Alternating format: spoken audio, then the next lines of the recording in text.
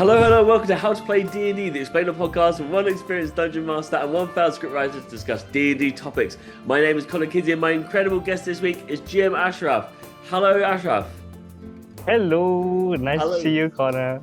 Likewise, I think maybe you might be the furthest, the longest distant guest we've ever had. So that is a gold medal.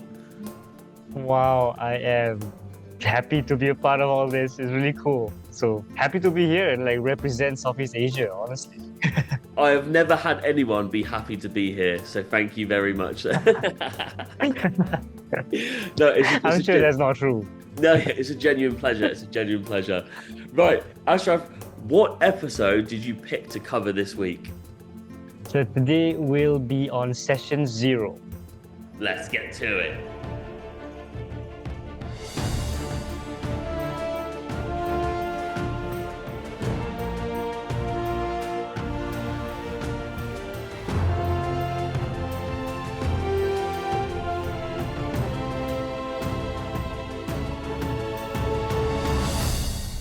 Okay, so today's episode is about session 0, the session that if you're invited to it, it's likely you're the problem player. Ashraf, if I've been hit by a train covered in dildos, what position should I take in preparation for the fun? What am I doing? Are you already on the train? I'm waiting. I'm waiting for it to hit me. You're waiting for it to hit you. Yeah. Um, I will say the best position for you to be in is wet. Yeah. Um, you have to be slippery for this. Yeah, okay. And you need to have a full stomach, I think. You need all the energy you need when, I, when I, this ge- train is coming piling at you. I genuinely think that was the best answer I've ever had on the podcast. You're not meant to be good at this. All right. Okay. I'm actually I've thought about it genuinely, before, as you can tell. yeah, I'm genuinely, I mean, if people know the podcast by now, I never give the guests the questions. And my cheeks are actually red because I'm embarrassed of how good you were at answering that. Okay, to the proper questions. What is a session 0? Can you just briefly explain it before we break it down? Yes. So the purpose of a session 0 is, as the name suggests, the session before session 1, right? And what we want to have is a place for players to get together, to get to know each other if they don't know, for them to get to know the GM and vice versa, as well as for the characters to get to know each other. It's basically like a get to know session and prepare ourselves for the campaign that's coming ahead. Incredible. Well, let's get into that then. What do players need to Yeah. bring for session 0? All right, for me, for my games, I would tell my players to bring character concepts. I don't sometimes tell them to bring full-on character sheets. They can prepare their character sheets if they want to, but what's more important is their character concepts, what kind of characters they're playing. Um, it could be sometimes as simple as class and species that they're interested in, or the personalities. I'm going to bring a character that is looking for something or looking for vengeance, or I'm gonna bring a character who is a bit on the shy end, has never adventured before, and now are excited to be out with a new group of people. So understanding the character concepts when they're coming in, especially for new players who have not made characters before, gives them head start or kick start to their character making journey. I think that's genuinely a fantastic answer. A lot of people Mm, assume that if they've played before, they need to turn up with everything complete. And that same type of mentality is exactly the same for people who've never played before and think they need mm, to know everything. And the point of the session yeah. 0 is essentially like a beginner session, whether no matter how experienced you are, it's like you said earlier, it's getting together, at least having an idea of what you'll enjoy to be playing. And that's important because, Mm. this is a world of make believe. Why not go in with this time taken up outside of work and life and family to have fun with something that you might want to try out? Yeah.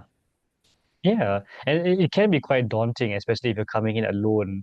Um, and have never played D&D before, to have a full-on character sheet or to know your character backstory. So it might be too much. And I will just tell players, just come in with the kind of character you want to play. And if that is an extension of yourself, cool. That is a good place to start. And it's also an Yeah. important, like, a lot of people, if they don't know what they want to do, obviously, like you said, you that's where you can have those conversations. You can start building Yeah. your character, but also you might realize quite quickly that you get along with someone, or maybe you came to session zero with someone, and you might want to connect backstories that way. Maybe that's how you Yeah. feel more comfortable getting into playing D&D. Yeah, definitely. And it is like an above table thing, right? So it allows players to, if they have some things that they want to connect, they can do that. But it's something that their characters don't know when they go into the game. So it'll be exciting for the characters still when they meet each other, or find out about these backstories during the campaign itself. 100%. Yeah. All right then. So on the other side of that, what did DMs Mm. need for session zero? Yes. All right. So I guess it depends on the kind of campaign that people run. But for me, what I will prepare is the a little bit about the lore of the place that they will be playing in, so that when they make their characters, they have a backstory that they could link with the lore. Um, the concern, especially when I was first starting out, right? I was just like, all right, you come in, bring any character you want, and we'll play. But the concern was, or what I found out was that sometimes their characters feel like they're not part of this world because they did not have that in mind, or they did not have that information before the campaign begins. So I would prepare usually a little bit of lore, not too deep, just some history of the space, the kind of genre that they can expect from the campaign. If it's going to be like, if it's Curse of Strahd, then you can expect gothic themes, a bit more mature themes in the game. With something like Humblewood, then you're going to see a lot of animals, but political themes. So getting them be giving them this awareness helps them think about their character settings or character creation a little bit better. Um, so yeah, sorry. So there'll be lore that I will prepare first, a little bit of the genre that they can expect, as well as like the my own table decorum and what I would like to see at the table. So things like stay in character if you have to, things that you know as a player, you leave outside the door. Safety and consent is a big thing at all our tables as well. So all these things would be something I would prepare, and it will be something that we'll do together. Do you need equipment to go in? I mean, if you're, for instance, you said like Strahd there or Humblewood, Mm, you'd potentially bring those books with you. But, is it good for a DM to at least have a player's handbook to show new players, to show players that are or have already been playing for years, but maybe they want to like kind of scratch up on, look back at the things they might want to put into their character, what the campaign will look like now they know a little bit more on what you've given them. Should the DMs be bringing kind of pencil, paper, this kind of stuff? Is mm. it important for session zero?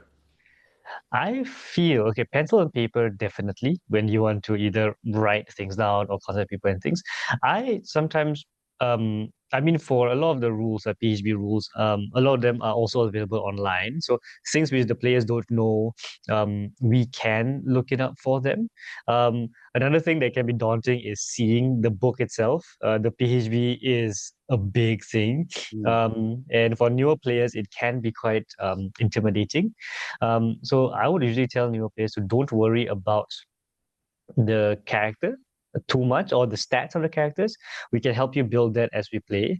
And yeah, so I think you learn as you play the game, right? Mm. So at least at the start, it may be um, is more about really honing on that character concept and really loving the character that you create, rather than be bogged down by the mechanics of it. Yeah. Mm. So I try not to show I try not to bring out many materials during the games during the session zero itself, um, except for pen and paper, pencil and paper, definitely. That's actually such a like an interesting but obvious answer because I immediately think that, all right, well, the handbook should be there because just so people, I'm thinking about it in the sense of if this is here, it doesn't demonstrate, oh, I've got the book and I do all this, and I'm Mm, thinking of it, if they need help, it's there. Whereas, and you're going, well, actually. Your approach is the less there is, the more they just think about their character, the fun's there. They Mm, don't have to about the stress or the rules that they have to learn, which you can arguably learn as you play. And yeah. it's such a nicer kind of minimalistic approach. So there's less things to have to think about when you've already got Mm. a completely new game to play. Yeah, yeah. Because like especially now with the number of resources and books out there, right? There's many different like so many species and classes out there. And if they have to like look through all of that during session zero, it will be a lot. Um, and like now, especially with like online or digital spaces, right, where we can Mhm. use like D&D Beyond or other resources which can also create character sheets online, it eases up the process, definitely. Mm. Okay, so from your previous experience, could you describe what happened in your last session zero? So the last one you had, Yes. how did that go down? All right. Firstly, I love session zeros. It is my favorite thing, one of my favorite things to do. It sets the tone of the campaign perfectly and gets everyone on the right state of mind. So what I will do first is they come in with their character. They come in first with all their characters, but I will start off with player expectations and table expectations. I'll go around table asking, what do you plan to achieve at this game? Like, what kind of fun do you want to have, right? So and then I'll take note of that. And also the players will all take note of each other's. And they know that, oh, okay, they know, for example, player A enjoys some level of drama. All right, okay, so we take note of that, and that may come out in the game, and we try to bring that out of our other players as well. Um, so we do player expectations. I do my table expectations touching on being immersive, being consensual if you want to do something to another character, as well as safety. What are kind of the triggering things that you do not want to see at the table? Any X's, we do that as well. So the usual table decorum things. Um, and then we sometimes for newer players, we no for experienced players, we roll for stats just for the chaos of it all. For newer players, we don't do that. Um, but the recent one as well, I did something which I'm trying it out, which was rolling for relationship. Oh, okay. Um, so this is kind of interesting where like these are the characters. What I tell these characters is that they know each other to some extent, either through word of mouth, through news, or they have met each other, but you know each other. And then we will roll for on a relationship table. Basically, one is you hate this character. You think Okay. they are the worst person that they've heard of.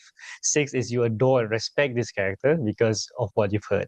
So we roll for it, and that is their starting relation with the other character. So you will basically, if there's five characters, you roll four dice, and then you assign the dice based on the character concepts that they have shared. Amazing. That's So very I've had different. It's very interesting. So we had one of the characters was like, oh, he had three ones and one six. So he really likes one character and hates everyone Yeah. else at the start of the campaign. So that's one thing that I would do just to, especially for newer players who are not sure on, because it is role playing, right? Sometimes we need the numbers to like indicate how we feel about someone else, Mm. especially in this game. So it is a good way for them during the campaign to be like, oh, how would you react knowing that you are a one or a four or a five against this character? And then the number, of course, in the campaign itself will shift and change. Um, so we'll do roll for relationships. It's kind of fun.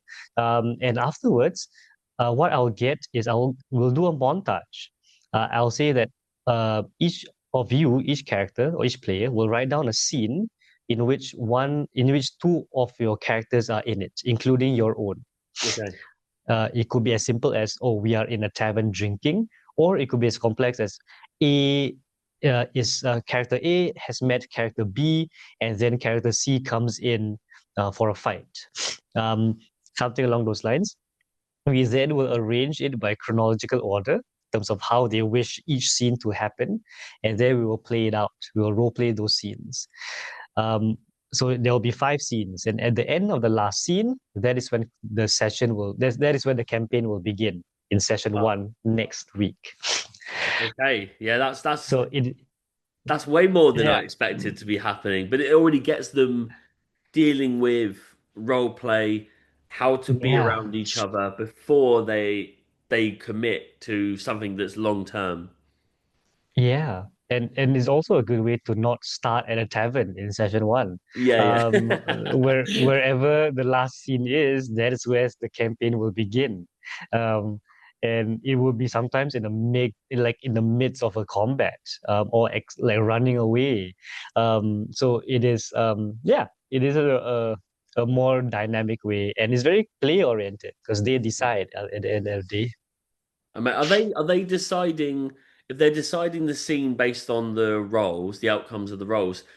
Are you setting up those scenes for them? So like, okay, it's this building or outside in this square. Mm, Um, it looks like this. Are you trying to like implement the world already so it makes sense, or do they get yeah, to? Are they making that up because it's session zero? yeah.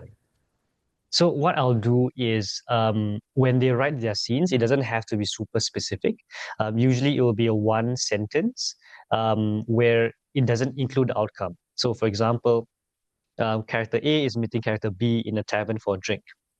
It could just be the scene. Mm. And then when they act it out or when they role play, then I'll introduce parts of the world into the campaign, into that scene, so that they have an understanding of where they'll be in. But also, if they have some backstory on how, like, I grew up in a village, then I will like, okay, what does your village have? What does it look like? And then the world becomes richer because of that. Amazing. I'm 100% stealing that. That is such a Please good take idea. it, Such a good take idea. it all. Okay, so what do people often overlook when running a session zero? Are there things that people are missing, or they think you don't need that? And it's probably crucial that people know what they're getting into. In terms of what players are missing, is it players or you talking about like game masters when we are running our Yeah, session zero? yeah. What are GMs missing? Like, what are they overlooking that players Hmm. probably could have benefited from knowing? Hmm. Um, I think uh, it could be a little bit of the culture, of the world that you are bringing your characters in. Um, like it's not a super like big thing, but if the players know a little bit more of like, yeah, this is a little bit of the history of the place, or these are what where you're going. They are known for these two or three things. It can actually help with when they think about, oh, why is my character here then, right? Mm. Um, I think the purpose of why these five or these characters are together is very important. Sometimes it's like, all right, we're gonna start a campaign. All five of you are here, and then there's a mission that comes, right? But session zero sometimes can help with like, all right, all five of you are here and together for a reason first, or the mission has arrived already, and that's why five of you are together. Um, so I think things like that can just give them a little bit gives the players a bit more understanding on what their character motivations would be in sticking together, rather, and then it would make more sense because when the game begins, they have lesser reasons to leave or lesser reasons to like split up because they need to be together as a party. um I think that could be a good thing. Other than that, yeah, I don't think, because honestly I've not been in many as a player Yeah, in yeah. session zeros, having run. So Forever I don't know DM. what other, yeah, so I don't know what other DMs are missing out. But I think another thing maybe to highlight is of course, consent. Um, Things like, anything that we want to do to another character, do so with their player's consent. Mm. That's what I'll always remember and highlight. But also allow things to happen to your characters if it's in line with your character progression, because that's how our characters grow. If Yeah. things happen to them, basically. Yeah, you don't want anyone. I mean, a bad character is someone who's already incredible from the beginning, has nothing Mm, to improve on, or even get worse on. No, no, there's no development in that. yeah, If they're already a god at the yeah, beginning, why are you yeah, playing? Where do you even for just for the DM's time, they're creating this world. They want to see how things can change and where you can take the players in the world they're building. you don't want a Mm, player that doesn't change for 2 years of playing. You know, that you want to exactly. see what they can offer to the table. I guess you've kind of answered this question already, but why are session zeros important? Like, do we need session zeros? Mm. Because we've had DMs on here on the podcast who just don't do session zero. They're not against them. They just don't think they're needed. Mm. I really think it's important. It doesn't have to be a very long session zero. Depends on, well, how much time you have or what you want to run, right? But like I run my session zeros like as though it's a full session. It's a 3 hour session zero. Mm. We really sit down, we do this. Um, we really spend time as our characters before we start the campaign proper. So I think minimally like a briefing or something to read that could even count as a session zero. You have your notes prepared and like a little document to say, all right, before we start a campaign, read through this and then we'll start.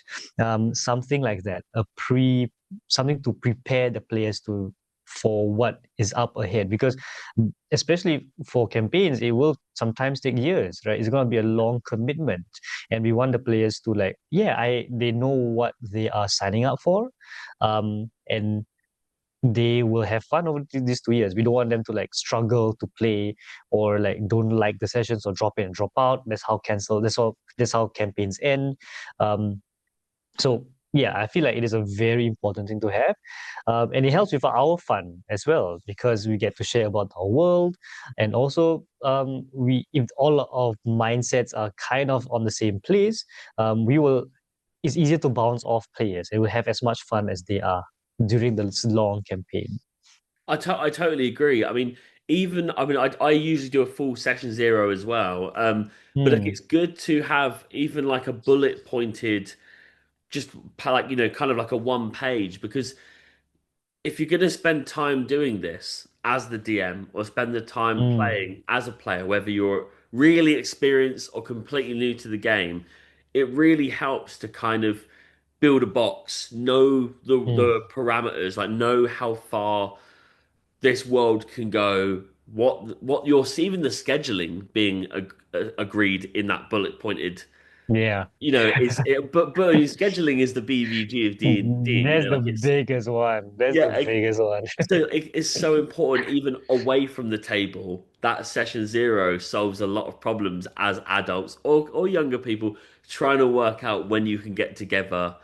Are these people, even reading the room, knowing if these are the people you want to play with after you've spent 2 hours with them? Do you know what I Yeah. mean? They might be Yeah. fantastic. Are they going to play in the same play style that you would like? Maybe not. And you only know that if you've met. You don't want to just go in blindly and go, oh God, how do I make an excuse next week because I already don't Yeah. want to, you know, Yeah. And it doesn't feel good for anyone, yeah, right? Yeah, because we want to have fun. This whole point is to have fun. We love this so much because it's cool and it's exciting. So if you have to dread coming for the game, that's like, oh, that is the yeah. worst feeling. Okay, well, last question already. We've smashed through these, but I think you've been really in depth with the answers, and I've literally learned lots of things from this. So appreciate it so much. Do you have any tips for players or DMs who may now want to run a session zero? So I guess for players, they want to just Hmm. go into a session zero. Are there any tips for players? Are there any tips for DMs? Hmm. All right. I will say for players, I think they should come in first with an open mind in terms of the other characters that will be coming at the table. Um, be ready to bounce ideas off each other, um, because sometimes the other players may have a interesting thoughts on how your character should be or how your character can go. Be open minded to some of these things that could happen. Um, so that will help mold a more richer character concept that you can have. Don't worry about rules. When Mm. you come into session zero, do not worry about rules. That is the DM's job to worry. And we can help you out during the game, and we can learn as we play. Um, and and yeah, I think like having also like as a player, knowing that you're playing with four other people who also taking their time out, being very well aware of each other's Mm, um like what would be triggering for them, what would make them uncomfortable, or what will they find joy in. Because if we do that for other players are going to do that for us, and we are going to enjoy our games even more. I think mm, it's just exponentially better. So coming with that mindset that we're going to have fun with a group of people who want to have fun with you, I think it's a good place to start. For GMs, um, do not I will say a lot of GMs prep a lot before the campaign begins, like the whole world's prepared. Don't share the whole world. mm, We love to speak about our world, and it may become almost like an info dump. So do keep our things and what we want to share concise, so that's easily palatable, easily consumed. Especially at Session Zero, we don't want to daunt the players before the campaign begins. A little bit to keep them excited, um, and I think be ready for the zaniest, craziest things that your players may throw in terms of characters, and it's cool and that's fine. Um, as long as it's part of the world or part of the kind of genre that you're looking for, um, be open to those. Um, but I will say, very importantly, sometimes is have a firm no in terms of what are like, all right, so some things definitely cannot fly, for example. mm, Um, yeah, for example, some DMs I've played once before where they're like, okay, you're making a character in a world where um like magical flight is not a thing, right? So you don't bring like so Asimars unfortunately will be out for this campaign and stuff like that. So things that you know from the start like will not be in the world. So give a better character, better idea for the players when they come in. So just having those firm knows, but being open to everything else will be quite fun. mm, Um, I think and for GM, um, I think a tip as well is to note down what we find fun, um, what is our own expectations of our campaign, so that when we tell the players this, and it will be something that they also keep in the back of their minds, mm. but it's also reminding ourselves of why we are running this uh, going to well soon to be long campaign.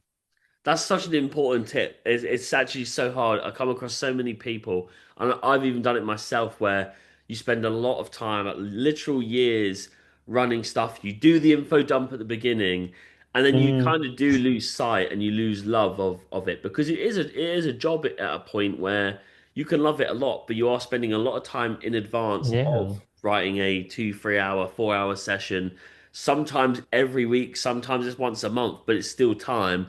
If people don't turn up with that same kind of level of enthusiasm, it's very hard to keep it feeling like it's Mm, so important in your life to be doing, you know? I think that's a really important tip to kind of put that across so people also know why you're there.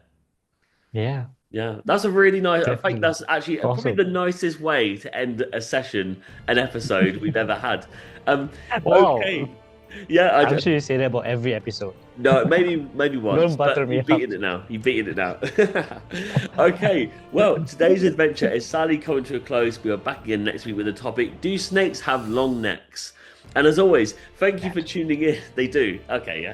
I love And if that. you'd like to join in on the D&D action, then please follow us on Instagram at How to Play D&D, or check out the link in our bio to join our Discord server, and also check out Black Mark Clo on Instagram for cool D&D clothing. Ashraf, where can we find you, and what do you do? I'm Ashraf. You can find me at gm.ashraf on Instagram as well as TikTok. I make content there and I run a lot of D&D. That's what I love to do.